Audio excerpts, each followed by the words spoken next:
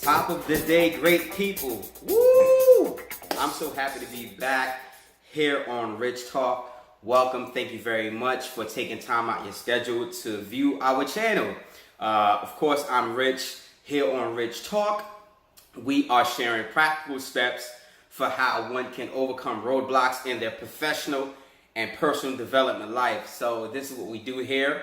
I am excited about helping you take off cobwebs off your resume. So for many of you who saw our introductory video this week, tonight we're actually talking about upgrading your resume, okay? Upgrading your resume, putting back some life into it, taking it off the shelf, dusting off all of that dust that's on it, okay? So tonight that's what we're focusing on, and we're gonna jump right into the meat and potatoes. Before we do that, if you are watching this video, it means you're on YouTube. Please hit the subscribe button in order to continue sharing this message. It's very good to actually have your engagement. If the information is valuable, go further than that, subscribe, and also share the channel with someone. And if you want to stay updated on what we're doing here at Rich Talk, click on the bell icon right next to the subscribe button, and you'll get all the updates when we update our videos. All right, so upgrading your resume. First impressions count. That is critical. When I mean first impressions, I'm talking about grabbing the hiring manager's attention, okay? And this is applicable to professionals and also for entrepreneurs, because entrepreneurs still have to have a resume when you are presenting yourself to a potential business partner or you're selling a sales pitch. And that is, in order to grab attention, your title must be something that is engaging. Revise and rebrand your title. So say, for example, you work at a company and you do customer service, right? You may do customer service. However, you also work on side assignments, right? Maybe case studies. You may conduct case studies. You may do some analytical work on the data trends on those calls. Or I'm just using this as an example. If you put on your resume customer representative, right? You may not get that much engagement. But if you put on your resume representative, because you can't lie, right? I'm not advocating for lying. Put on your resume representative / special projects coordinator. Now, what I just said is the same thing, but I just said it twice, different. Which sounds better? Customer representative or customer representative / special projects coordinator. And so if you are a person in an entry-level role and you're trying to scale up, move forward in your career, these are strategies that you can implement in order to make yourself more marketable. So for example, if a person, I'm in the technology space, so I can speak about what is it that I love. I do all day, every day. If a person is coming up with solutions on how the software should be coded, if they're talking to different people on the technology group, like the developers, the database individuals, and they're giving some strategy on how to implement that solution, that person can put on their resume that they're a programmer or a developer.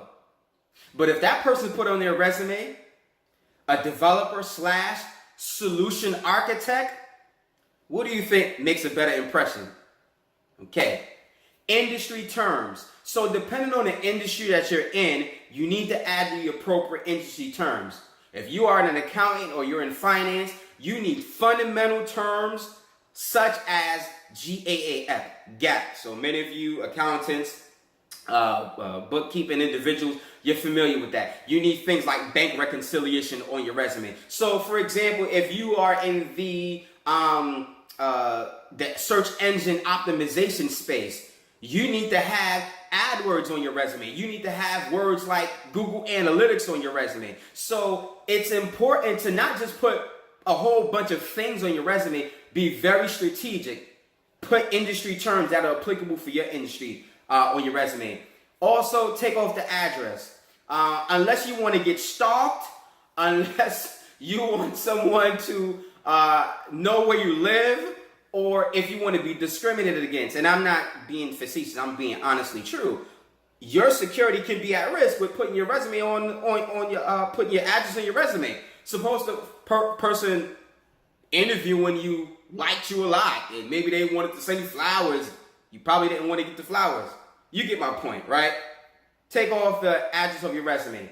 If you live in an area that is poor, you also face discrimination because employers will make assumptions that because you live in a poor zip code, you may not be fit for the job. Like you may be a ghetto person and you may be a sharp, intelligent individual. So take the address of your zip code. Unless you live on Park Avenue, on a pretty good zip code, take the zip code off. The only information that is helpful and really worthwhile is the information the hiring manager or the company needs to contact you.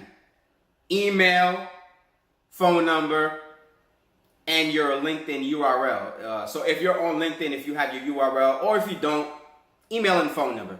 That's all that's needed. Showcase your worth is the next point. It's important for you to depict the value that you have. And when I mean have a summary statement. Previously, resumes would have objective. If you have a objective on the top of your resume, it is a tall tale sign that you have cobwebs on your resume. So I don't want to make you feel bad, but if you're watching this video and you have an objective on your resume, please take the objective off your resume.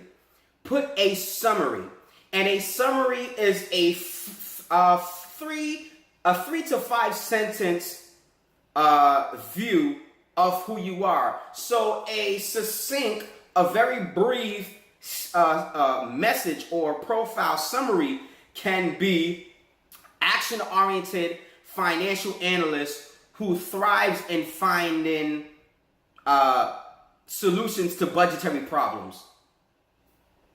What I just said summarized and summed up what I do. I don't do that, but I'm just using an example. Summarizing who you are up front at the top of your resume gives a hiring manager a high purview as to who you are. So it's critical to do that. The next point is include strengths. So when you are applying for a job, 9 times out of 10, you're using what's called an application tracking system. Application tracking system, or ATS, they function based off of keywords. So the most important aspect of applying for a job is making sure that you put those buzzwords in terms of your strength. So if you're applying for an analyst job, make sure you put areas of strength such as detail-oriented. Okay, all right. Don't put, for an analyst job, do not put inability to follow through or something like that. I'm just being facetious. I'm just making something up. But you get my point. If you're going for a role and the role is to be analytical, it means they want someone who's detailed, someone who's conscientious, someone who has a understanding of data. So you may want to put Google Analytics. You may want to put some of those things, right? So I'm just kind of summing it up. It's very important to include a summary of who you are, your strengths. That's important. Also, on your resume, on your resume, underneath your profile summary, you need to put your achievements, okay? Add a section called career achievements or career highlights. This is where you put numbers, okay? Numbers like help the company improve their revenue by 20%. A hiring manager can quantify that. Don't have your resume just with tasks. Have your resume with metrics. I'm talking about numbers, figures, such as implemented a 9-month project in 3 months in fiscal year 2018. Someone can actually see that and understand your value. Just before we move on to the next point, hiring managers statistically spend approximately 6 seconds on your resume. So let's make it count, okay, folks? Let's make that time count. Wrapping up, structure is important. When I mean structure is important, paramount. Style. If you use a particular font in the beginning of your resume, keep that same font consistent throughout the resume. If you use a particular font size in your resume, use the same style throughout the resume, okay? You want to show consistency. You can actually increase the font size on your name just to show distinction. But other than that, your email, everything else, bullet points, it needs to be in the same style, okay? Also, when you are having bullet points on your resume for your experience, use power action words, right? Like implemented new solution for training staff. So be very mindful of the way in which you are wording your resume. Don't necessarily say worked on a new process for new hires for them to be trained. Be very direct in how you are communicating. Saying a word like implemented can make a significant difference between you being hired or you being passed up for an opportunity, because that word implement or using a word like spearhead, I mean, it's amazing, people. Words are powerful. We have to use them to our advantage. I mean, I'm excited. We may not even go over everything today, but feel free. If you have questions, my email is on the channel. Reach out and let's talk, okay? We'll probably be doing some further videos more on this. Layout, okay? So this is important. No pictures, okay? Unless you are in, I don't know, maybe a model, maybe in that industry, no pictures on the resume, okay? Very, very professional. Also, make sure that you use sections for your resume, right? So don't overlap. Don't put the skills in the same part as your professional experience. Separate them. A good way to separate experience is to use, you can actually use space, but you can also use the horizontal line. Go into Microsoft Word, or you can even Google it. It's very, very easy. Include a horizontal line. It is a very simple way to organize your resume. And lastly, before we wrap up, I don't want to lose my train of thought, but, if you have experience, so if you're entry level, your education may need to be at the top because maybe you just got out of college. Once you are an experienced professional and you have, 5 or so years of experience, your skills and your education can go on the bottom of your resume. Lead more with your experience, okay? So in wrapping up, first impressions count. Be very mindful of the words you use in your resume. Use power statements like implemented.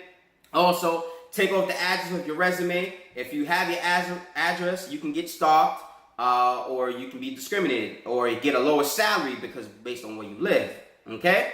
And also, if you have objective on your resume, it means you have cobwebs on your resume, and it means you need to upgrade. I hope this video was helpful. Please subscribe to the channel. I'm so happy I got some time to spend with you guys. Have an awesome day.